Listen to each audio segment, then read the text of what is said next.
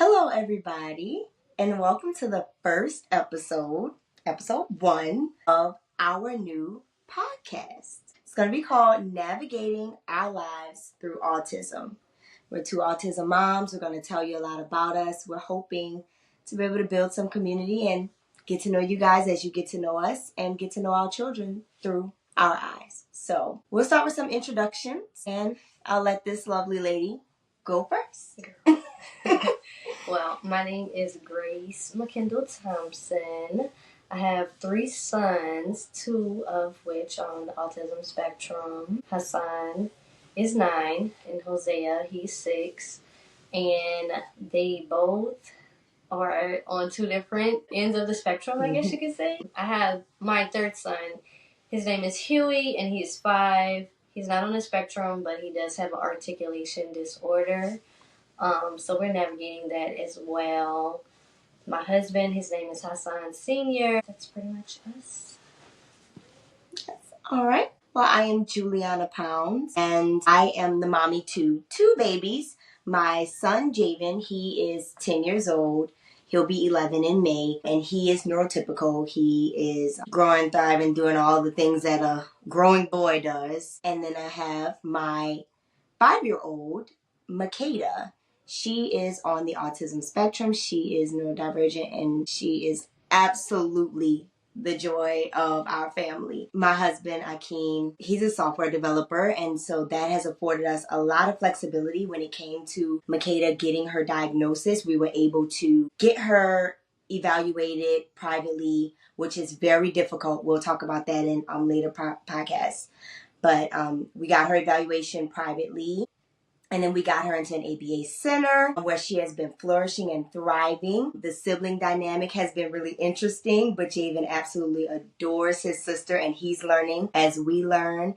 And as Makeda grows, we're just excited to see where it's going to take our family and, the ways that we can help others through this journey. So that's a little bit about my family. So both of my sons were diagnosed through the public school system, and it was a whirlwind. My oldest son was diagnosed educationally when he was 3, and he was medically diagnosed at 5. And it took that long because no one told me that he needed a medical diagnosis. And so the only reason I knew about that was because I was pursuing ABA, and you can't get ABA unless they have a medical diagnosis. And so he's been using ABA since the 1st grade. And he's had an ABA tech with him at school all day, every day since. And then my second son, he was diagnosed at 2. And his process was a little bit different because I was already aware of certain things and knowing where to apply, who to look into. And so he was medically and educationally diagnosed at 2. And we have utilized ABA as well. This is his first year in a traditional school setting for a year long time. He has gone to a school in the past, but it was only for 2 months because they just didn't take care of him adequately enough. And so ABA has been, the thing that has helped him the most. And currently he doesn't receive services through ABA, but I'm trying to figure out what I'm going to do next, honestly. Hey, that's half the battle. It's most of the time it's figuring out what comes next for our babies and what's going to be the best path to give them the best shot at growing and thriving as much as they possibly can.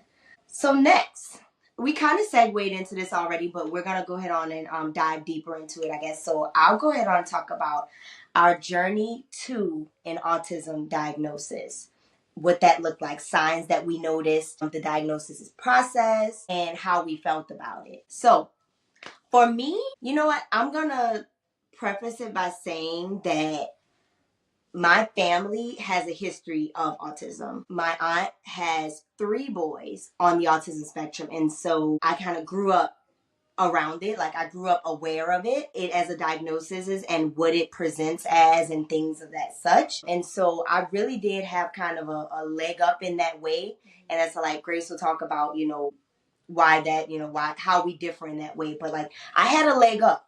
And so with Makeda, she was born in 2020, so like right before COVID. So when she was, progressing through her milestones, we noticed at about, I'd say, maybe like 7 to 8 months that she wasn't answering to her name. That was the first sign for me. And me, like I said, being privy to it already, I was like, my baby might be on the spectrum.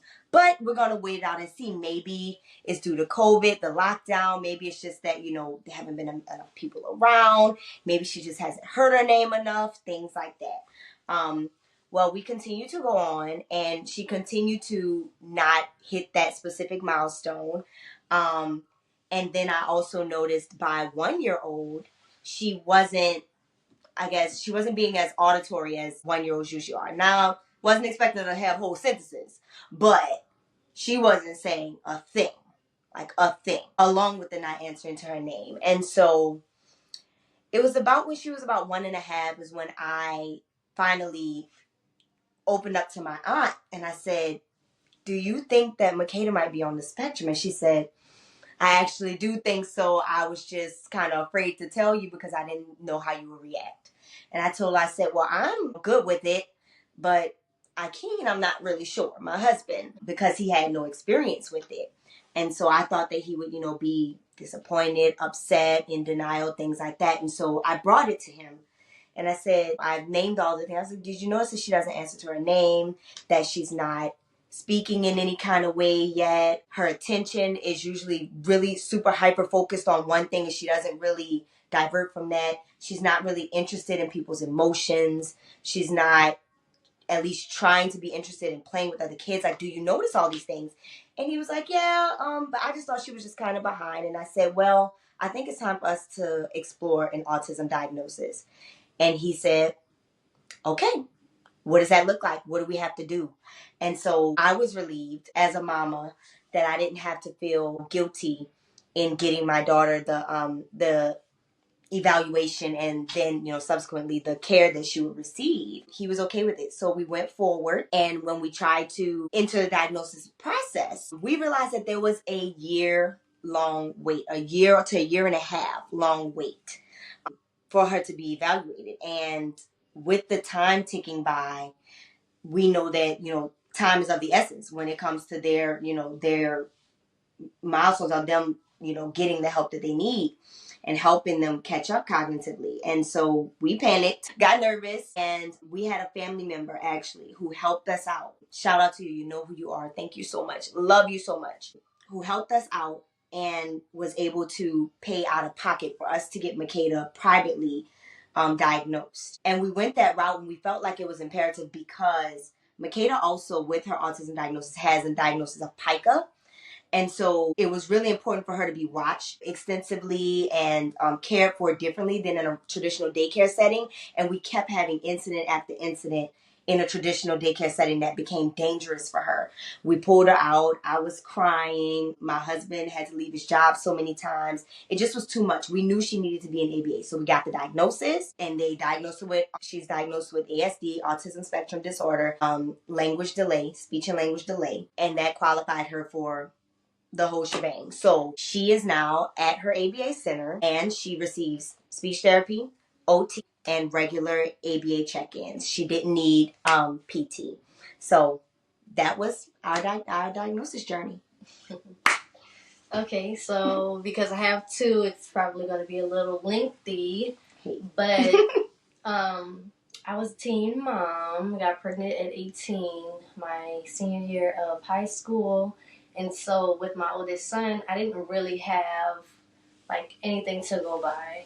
He was, the only one. I'm thinking, okay, he's doing everything in his time. Every child is different, all these things. I had a lot of family members tell me, like, he's not talking. Do you think he can hear? Things like that. And I would just say, like, he'll talk when he's ready, or every child is different, and things like that. I kind of was in denial, to say the least. Like I said, because he was my only kid, I really didn't know what to look for, what to expect. And so, like, he had communication, but it was very limited. He had, like, certain behaviors where he would like scream and cry for hours and nothing really soothed him. And so we first got a diagnosis of speech delay.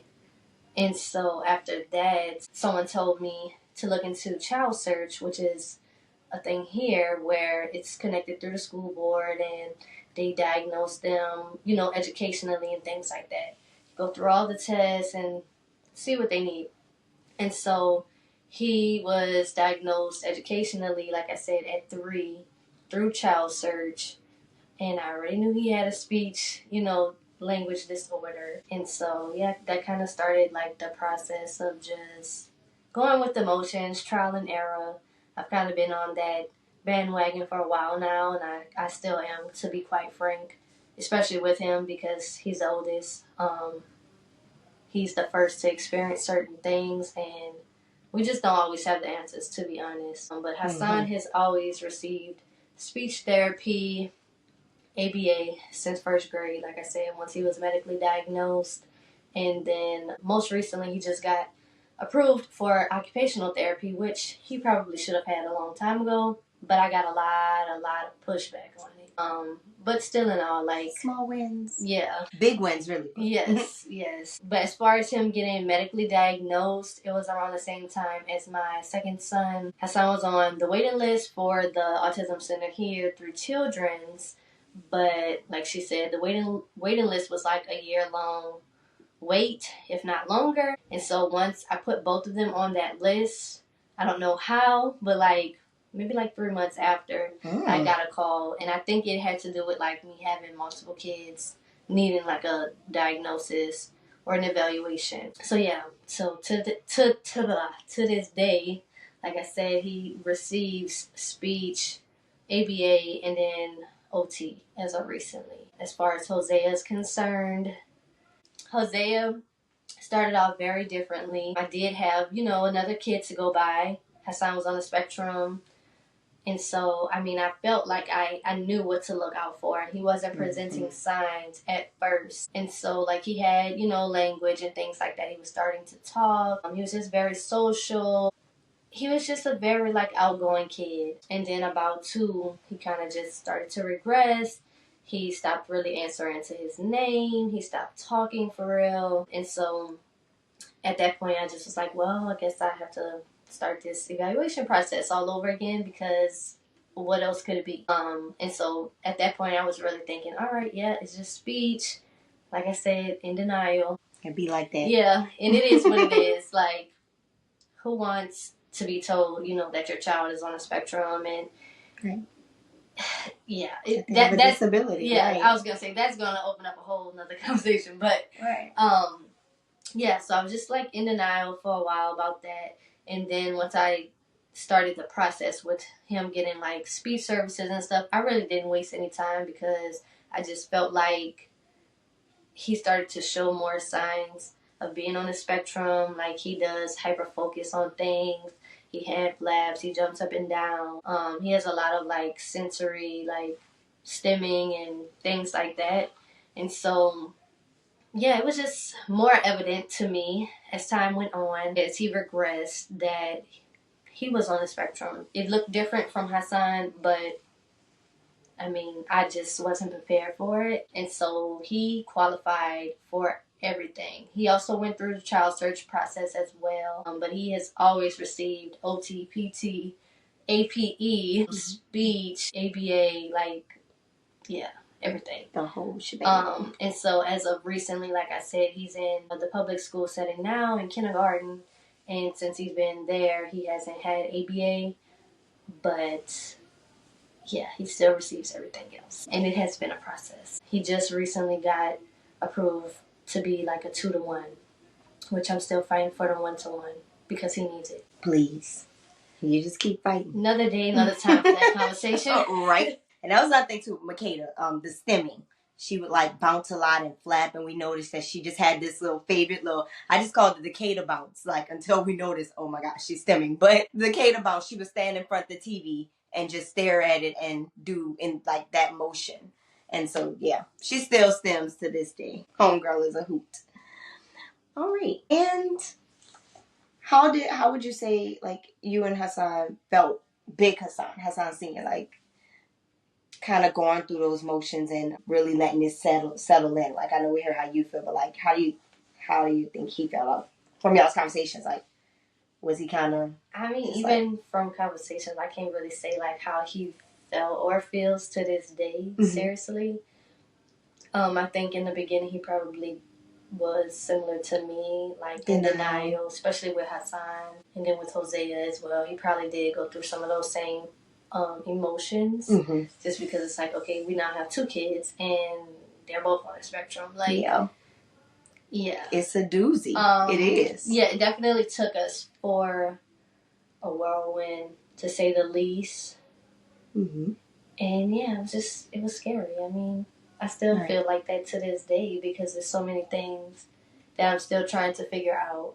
I don't have the answers to a lot of things, and so it might look like it from the outside. You know, I have it all together. I'm good at this, or the kids have that, and it's just like, if only people understood like my thought process on a lot of different things, and just like stressing out, trying to make sure that they are getting exactly what they need, and still trying to figure out all of the things that they need. But yeah. That's a daily, and you just want to know that, like, as a parent, you're doing a good job. Like, am I doing the right things? Am I helping them? Am I hindering them? Is there something more I could be doing? Are we going in a completely wrong direction? Like, it's so many things that keep you up at night as a spectrum parent. But, you know, we go forward one day at a time. And I'm proud of you, Frank. Well, thank you. I'm proud of you. I must say, I get a lot of my strength from her. It was an autism mommy before I ever was, and so it's a lot of things that I do call on her for. I don't overwhelm her, but there are a lot of things that she's like, girl, if you don't call me, you know, I knew about X, Y, and Z, things like that. And so, you know, it's that fear of not wanting to burden her, but also she really the GOAT, y'all. She don't want to say that, but she really the GOAT. Like I said, I'm trying every single day, and that's just all I can do, because my kids are completely different. And what works for one does not work for the other. Ooh, ain't that the truth? And so, yeah. I mean, that statement in itself makes it 10 times harder.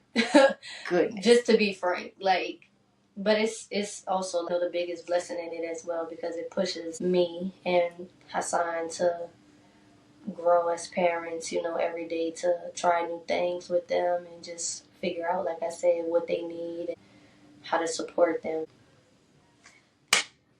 Now that segues literally right into our next point that we want to make. These common misconceptions about autism. And literally the first one is that all autistic people are the same.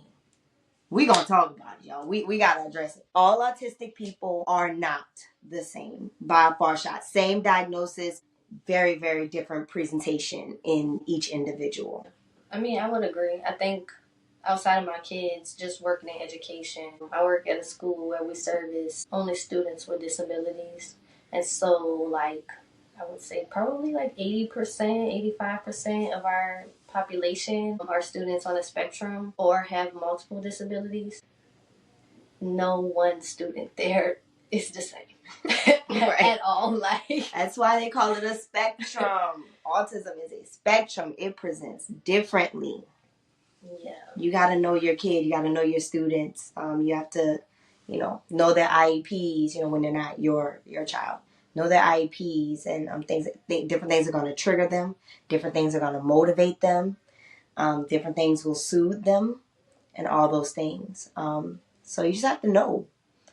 And I mean, that leads to the second misconception, is that autism has a look, or that it looks a certain way. Like, you can look at somebody and say, he must be autistic, or she must be autistic.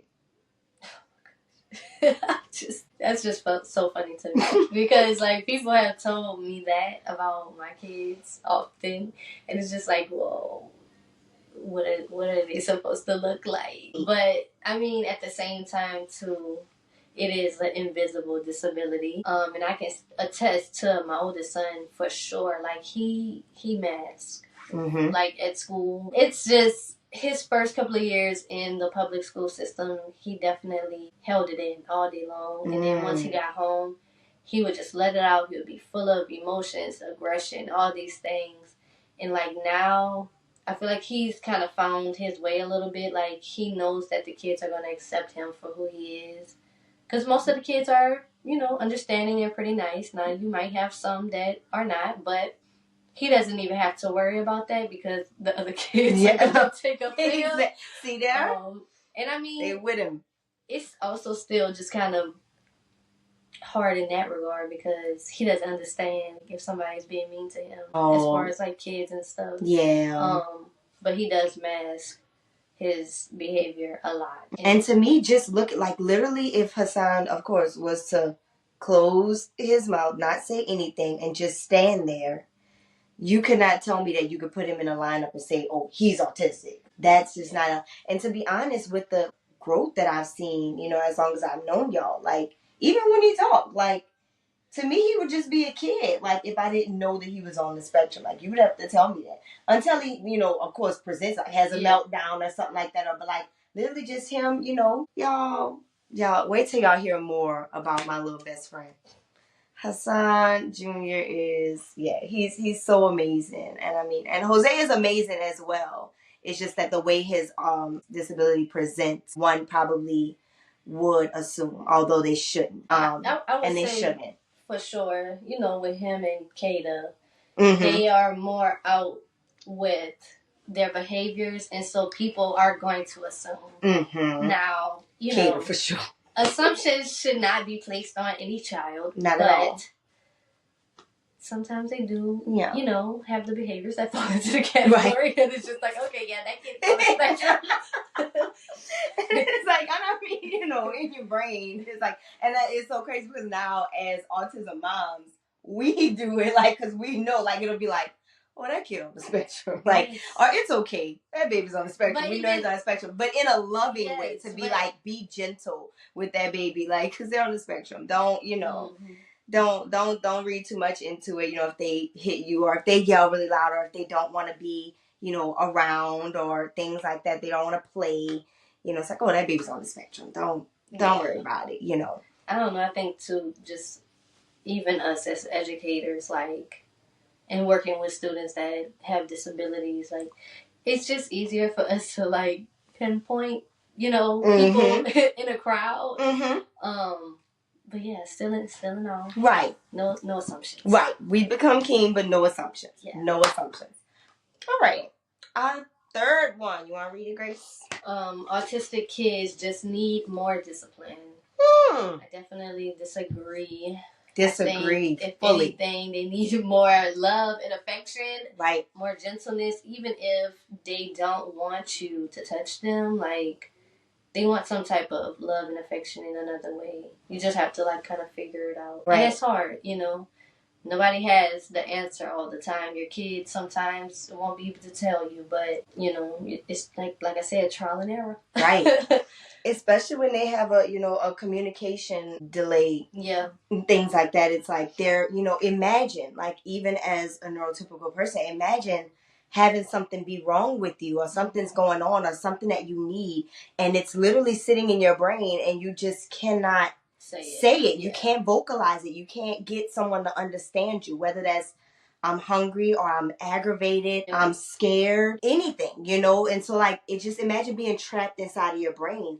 And that's what that feels like for them sometimes. And to think that all you need to do is just physically harm them. I'm just going to call it out. Physically harm them more or put your hands on them or punish them or anything, God forbid. Like, that's definitely not the answer. And also you have to understand that they're not understanding what that discipline is even for. Like, you're sitting there telling, you're punishing them because they had an accident or whatever it is. They're not even processing that. So you're just going to keep punishing them, and they're going to keep doing the same thing. You have to help them make connections within their brain to the things that they're doing and the things that they should not be doing and things like that. But discipline, as far as like physical or whipping them or things like that, that will not, you can't whip the autism out of them. That's not, no. Now, consequences, yes, consequences do happen, yes.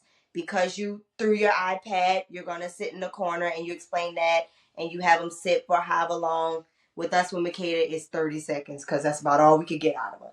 But we're consistent enough to where she knows now when she's done a bad job. That's what she calls it. She said, bad job. So like, I say, Makeda, now you know you wasn't supposed to throw that iPad. Bad job. And she'll say, bad job. And then she'll go in, sit down. I tell her, take a seat. And she takes a seat, and I just consistently explain to her, like, this is what we don't do. Because, yes, life has consequences, and they should be implemented. But as far as discipline or physical, it's just not effective. Yeah, no. I mean, I will also add to that point, like, with Hassan and Hosea, they both have been physical with me, with their dad, with family and friends. But at the end of the day, like, sometimes, we might lose our temper and things like that, yell and stuff. It happens. But like she said, for the most part, they are having these behaviors for a reason. They are trying to express to us what they need, and they cannot do that. Right. And so, like, we're frustrated, they're frustrated. It only creates more frustration and confusion. But I would say, too, like, with Hosea right now, he's very, very much in a, I don't want to say aggressive, but he is hitting a lot right now. Hitting? And so trying to manage that on top of, like, all of the other kids, and then, like, being at work all day and stuff like that, it's been very frustrating. But, like, no, that's crazy. That's literally crazy that you say that, because you know how we call Makeda and Hosea, like we say that they're the most alike in their disability. Makeda has been hitting lately as well. Like, but the only difference is Makeda does it either randomly or because she's happy about something. Like, and I don't know, I find it really weird, but like, she'll be excited and then she'll just come up to you and smack you right in the face. And I'm like, sweet girl, we can't, like, this is not how we show affection. This is not how we get attention, things like that. You keep your hands to yourself. So then she says, she said, hands to myself. But then, of course, that goes out the window quickly, and then she's back to doing it. And she's just been, we even talked to her ABA Center, we're like, why, do you guys have an overly aggressive kiddo right now that's maybe displaying this?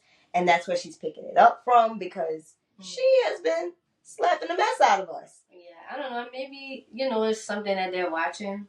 Or like YouTube Kids or something, or movies, just out of the regular movies that they do watch.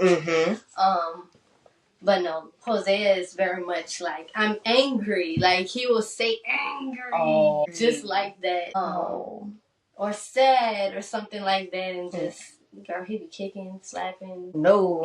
Yeah. And I just be like, nice hands. I'm going to you try, like, please, don't beat me up. I don't want to be hit. Right. And it's helping them, like, process those emotions. Oh my gosh, like, so yeah, that's a whole thing. But just know that beating it out of them ain't gonna help. No, definitely. And the next one is the assumption that autistic people don't want friends or relationships.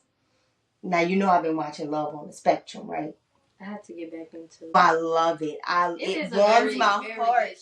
It warms my heart so much. They are people too. They have feelings, they have needs, they have emotions, hormones, all of those things. Even when we think about, our babies growing, because we have little ones right now. But talking about watching Love on the Spectrum, you ask them, why do you want to find love? And they say things like, because I've been really lonely. I've been alone, or it's been hard for me to make friends, and so I don't know if I'll ever be able to get married and have a baby like I want to, I think. So, like, they know these things, and they're seeing people around them, have these experiences, and they don't.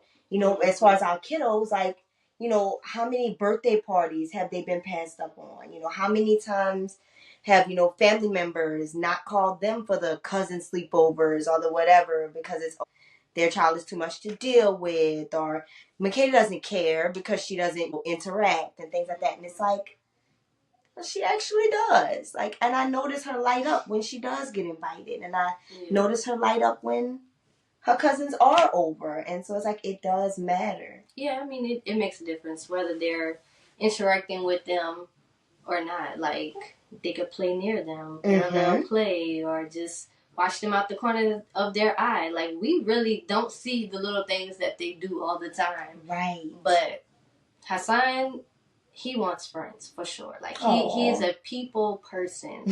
You know that. He is. That's my little best friend. He has like pet names for any and everybody. He'll just tell like the dental hygienist, "Hey, sweetie," or something like that, just to get a rise out of them. I love him. But then, as far as Hosea is concerned, he really doesn't care about making a connection. But I will say he is very affectionate, like with his peers. Well, not his peers.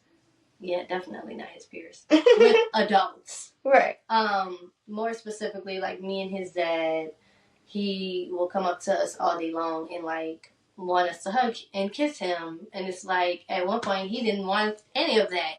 But yeah, I mean, baby steps. Right. And I think that that's the important point about it. Like, let them choose. Let them fill it out and tell you how they feel. Because I also have, my aunt with the 3, her youngest one who's, he's 18, but he's her youngest one. He does not do people. He's not a people person.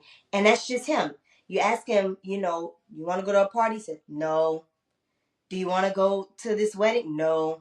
Do you want to go to the school dance? No. Right now we're trying to talk him into prom. Like, he does not want to go to his senior prom. And like, why not? He's like, I just want to be at home and play my video game. Like, that's literally how he feels, and we respect it. Like, we don't want to force him to do, because when we force him, then that drives a meltdown. And then he's, all upset, and he's pouting, and he's threatening to run and all these things. And it's just like, it gets to be too much, especially with him being 18, child. Ain't nobody about to fight him or run after him. I say, look, if you want to breathe, let him breathe. But then his brother, on the other hand, who's 21 and still at home because he's on the spectrum, he wants to go out. He wants to do things. Right now we're trying to see about getting him employed. And he has a friend that's a girl. She's literally not his girlfriend. He has one of his best friends that's a girl, and he loves to hang out with her. They love to bond on anime and all those things. So you have 2 totally different kiddos from the same house, both on the spectrum. One loves to socialize, and one does not. And we let them decide. Number 6 is that they will grow out of it. They won't. End of story. Yeah.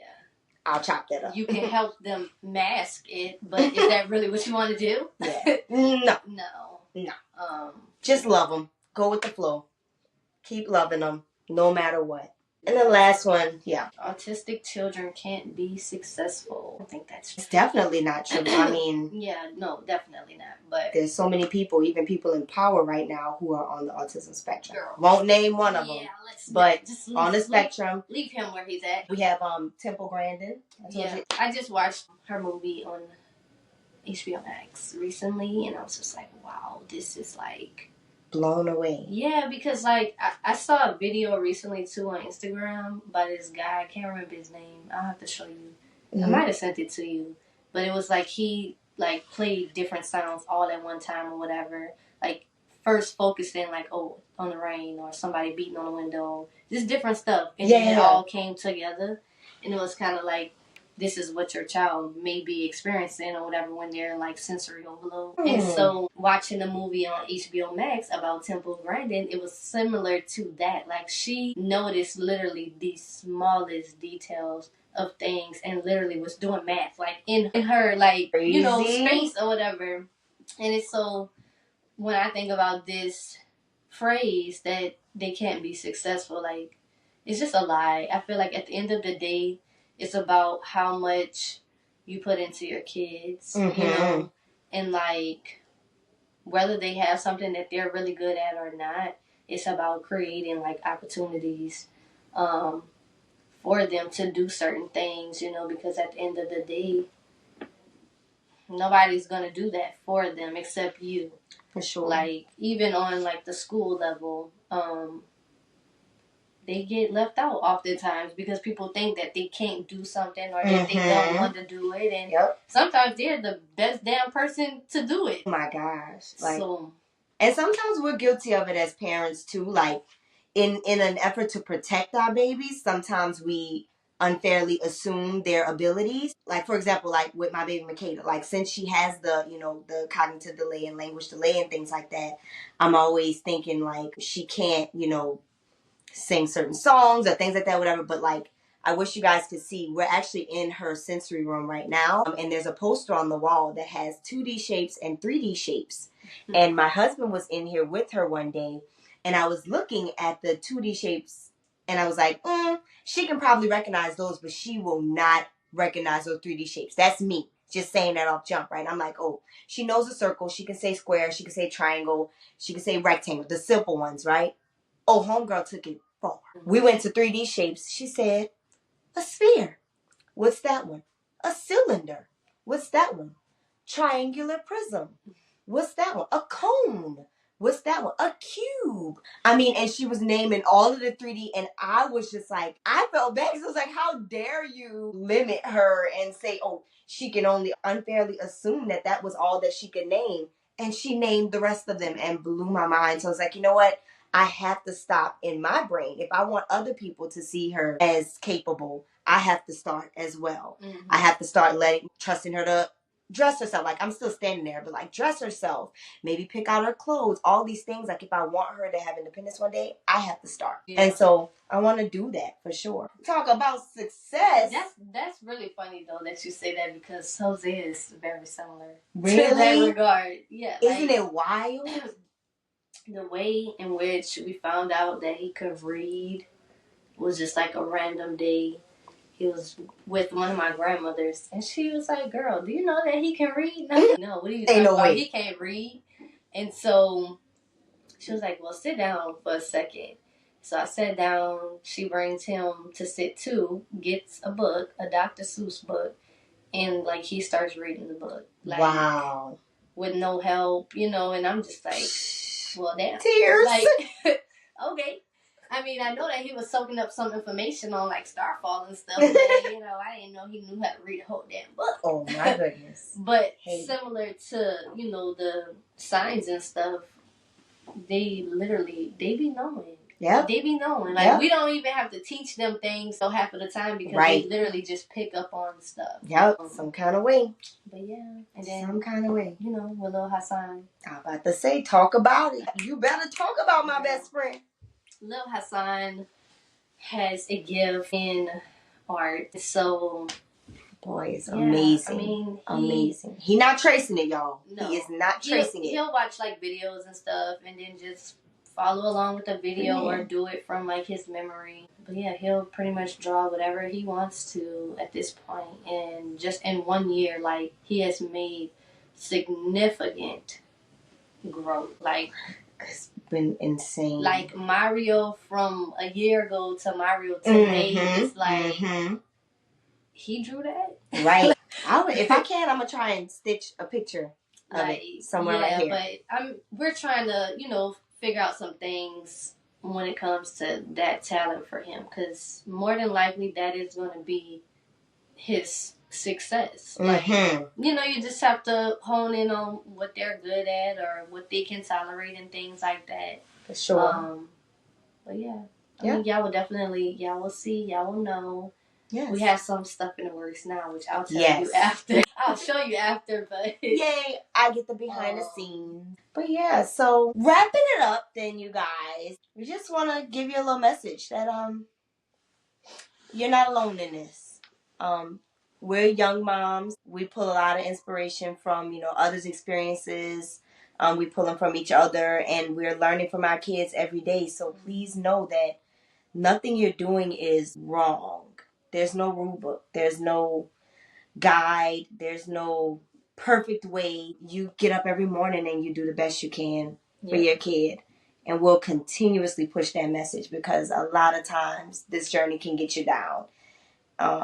And I know, like, for example, like, it was a night I'll share the other night, maybe like a week ago now. I was pretty sure that I had taken every single little bitty toy out of my daughter's room because of her pica and things. I wanted her room to be a safe place for her, and I wanted to be able to trust that she was okay when she was in here. Well, I don't know where my mishap happened, but she came running out of the room and she couldn't breathe. Something was stuck in her throat, and it was the scariest few seconds of my life, y'all. And I mean, we were able to get it unstuck. Shout out to the D choker. We were able to get it unstuck out of her throat. But I could tell you right now, I cried all night. I cried all night because I felt like I'm feeling my baby. Like all off this one moment, I was like, I'm feeling like, what if I can't save her or catch it in a moment? Like, how could I be so silly as to not know that this little thing was in here that could have possibly taken her life? Like, to watch her struggle for breath was really hard for me. And the fact that, you know, afterwards she couldn't tell me things like, I'm okay, mommy, or there's more in my throat, you know, because it was literally 3 little things that had gotten stuck. But I mean, I was distraught. And I thought that it feels like I'm making strides, and then I just get knocked backwards. Like, and this is hard. Like, I'm just trying to keep her alive. Like, God, can you please help me? Like, because you know that the one thing I do not ever want to do is bury my children. Like, and don't let it be from such a silly mistake, like me not recognizing that a little bitty toy was in here, knowing that she has pica. Like, I would have, yeah. So it was devastating to my world, and I had to remind myself that, like, you're doing the best that you can. Mistakes happen, accidents happen, and, you know, just be vigilant going forward. And that was my lesson. Yeah, no, but you have to give yourself grace too. And it's so hard. Because we want that to be the only time we're going to feel like that, but things happen. I mean, it's out of our control, but it's all about the way in which you handle it. Mm-hmm. And girl, you did a good job. I mean, I didn't know none of this. Yeah, I didn't tell y'all that. No, I did see you post about the choker, yeah. But I didn't tell the story. Yeah, no, I didn't know why. But my gosh, I really do commend you, because like my nerves, they are terrible. Like, I would have just panicked. See, I was like, I was on the verge of passing out, but I was like, I gotta stay in it for her. It's really tough, you know, in situations like that. And yeah, no, you definitely did your thing, because she's still here, y'all. She died. I mean, I probably, if I had to go through something like that, probably would have tried to figure it out too. Oh man. But girl, I'm not gonna lie to you. Anytime the kids have choked off of anything, I'd be like, oh my gosh, please do something. Like, I can't do it myself. I know, yeah, you get stuck. You get frozen. I get so stuck. And I mean, I'm thankful for my mother-in-law as well, who was here, and like, because I am a nervous person by nature. And my mother-in-law was able to be really, really calm and, you know, have her over and like beat on her chest while I got the thing. She has 4. So she was able to be such a calming spirit to keep me calm, because I was freaking out. My husband was in the shower. He jumped out the shower, as you can imagine, ran in here. I mean, it was commotion, but we were able to get it. And I'm proud of myself, but then, like I said, there was that side of guilt. Like, I cannot believe I let this happen. I mean, and you know, to my baby. That's natural, but at the end of the day, like I said, at this point, girl, give yourself some grace, because yes, I can't even imagine, like, if Jose or Hassan, you know, had pipe and things like that. I will say, at one point, Jose used to be sticking some stuff in his mouth. Oh Lord, he not doing that right now. He's not doing that right now. But that's a whole different beast. You know what I'm saying? Is. So you are doing a good job. Thank you. So you as well. Please keep it up. You as well. And call on me whenever you need me. Ooh, but we do. Yes, you guys are not alone. I talk to people often. People will literally be like, hey, can I give such and such your number? And I'm like, baby, I don't have that. I don't know. Tell them I'll help as best as I can. I will literally take their number or have them call me, and I'll just say, look, I don't know everything, but I'll tell you what I've done, what has worked and what has not worked. And, you know, we could go from there, but just keep going. I mean, it's hard. I will, you know, say that. I say that often to people on a daily basis, because they truly don't understand, you know, about the mental exhaustion, physical exhaustion. It's a lot. But at the end of the day, your baby is blessed to have you, and you are blessed to have them. Very much so. God doesn't make mistakes, and everything happens for a reason. You gotta stay the course. Yes. That's it. Yes. So we're wishing you guys beautiful lives going forward, as always. We believe in you, and we love you guys. Thank you so much for listening to our first episode of Navigating Our Lives with Autism, the NOLA podcast. Yeah. NOLA out.